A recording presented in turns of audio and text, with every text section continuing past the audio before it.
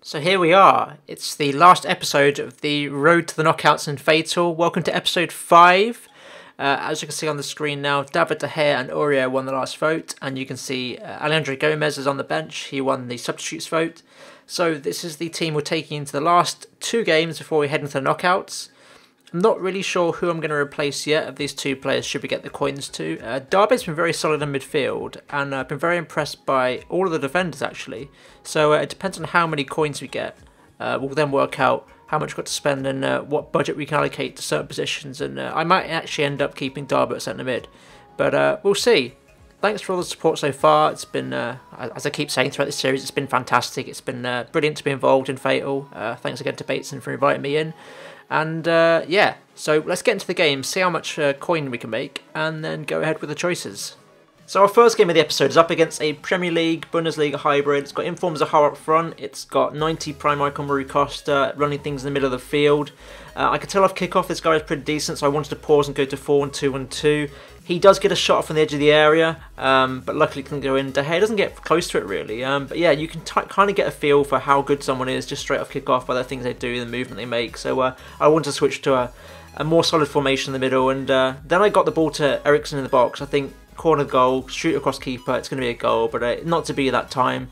Shortly after that, he gets the ball straight down the middle. I thought I covered the run well, but he gets the ball as a half, force him out wide, onto his weaker foot. De Gea should be covering his far post, but he doesn't. He gets beaten pretty easily. You're pretty annoyed about that, but what can you do? Fair play to him for scoring the goal. I mean, I thought I did alright there to force him wide, but what can you do?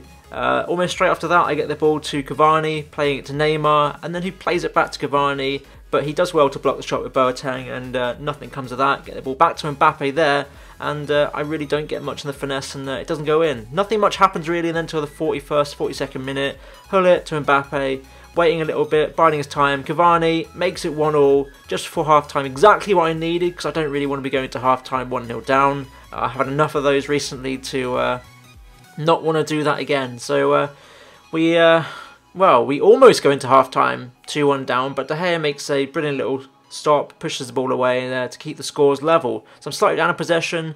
I am 1 up on shots on target, but I've had less shots on goal. And it's a tight game. Riederwald makes a brilliant clearance there to keep the scores level. Martial's coming down here on the right, turns inside, and I can't get the ball, and then slide, and yeah. And then straight after that, almost, he gets the ball as a half, force him out wide. This time, De Gea makes a save. He is on a stronger foot this time, but yeah, that's exactly what I wanted to do the first goal, but it didn't happen. And then I go straight down the other end almost, and Martial gets the goal to put me 2-1 up. 65th minute, nice little finish. Wasn't really what I intended, but I didn't have enough time for a driven finish or driven finesse, so a finesse did the trick, and it went into the opposite side of the goal for... And then that, I mean, to wrap the game up, I would have thought 3-1, Gullit, easy finesse. And then this one as well, Martial, 3-1. If the first one doesn't go in, the second one's going to go in. But it doesn't, and straight after that, he goes right down into the pitch. Ball bobbles for him, Mkhitaryan, 2-2. And I guess that's what happens when you miss chances like that.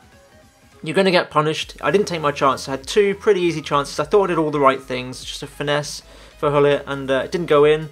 And here I pull the Casson out. That's probably my fault. Martial on his left foot. De Gea beaten again at his far post. It's not been the best debut for him, but he's done alright.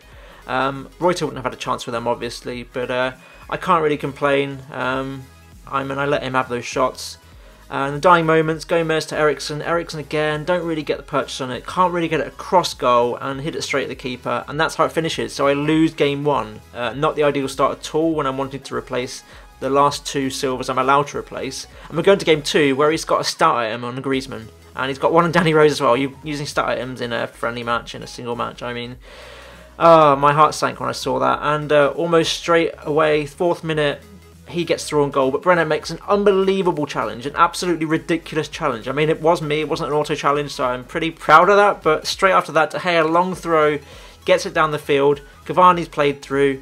I'm getting caught up, so I square it across to Mbappe, just blast it across keeper, make it 1-0, and having had a bad start in game 1, that's exactly what I needed, just to get some confidence. And Neymar, little chip, I don't know what I was doing with the chip, it was just instinctive really. I should have really finessed it across the keeper, but I'm happy with how it went in. Keeper probably should have done better. I guess it was Keylor Navas, so he's not the tallest, So I'll take that chip, take that 2-0 after 12 minutes against someone who's...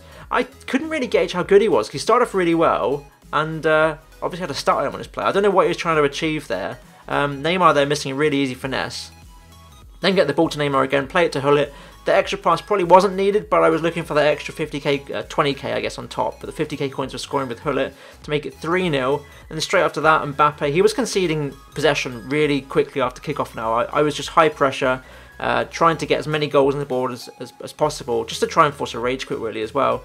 Neymar there with a little finesse to make it 5. So we're 22 minutes in now and it's 5-0 already. So the game's pretty much wrapped up. Just a case of getting as many goals as possible. Gullit, a really weak shot there, probably should have done better. Maybe a finesse, or sorry, a driven finesse into the bottom corner would have been better. Neymar here, saved by Keylor Navas. So I did miss a couple of chances. He starts passing it around, trying to waste time. I'm not really sure what he's trying to achieve. Goes on a little run with Keylor Navas. Close him down with Mbappe and just run it into the goal. There we go to make it 6-0. And then the pause thing comes up. So you know what's coming. I think he's pretty much had enough. I guess at 5-0 he probably thought he was in the game, but at 6 was too much. And there's the rage quit. And that is the extra 100k for making him rage quit. So there's the match stats. 8 shots on target, 6 goals I think. He only had the 1 shot on target. So yeah, I'm happy with that. Let's see what we can do with the coins we made and go into the choices.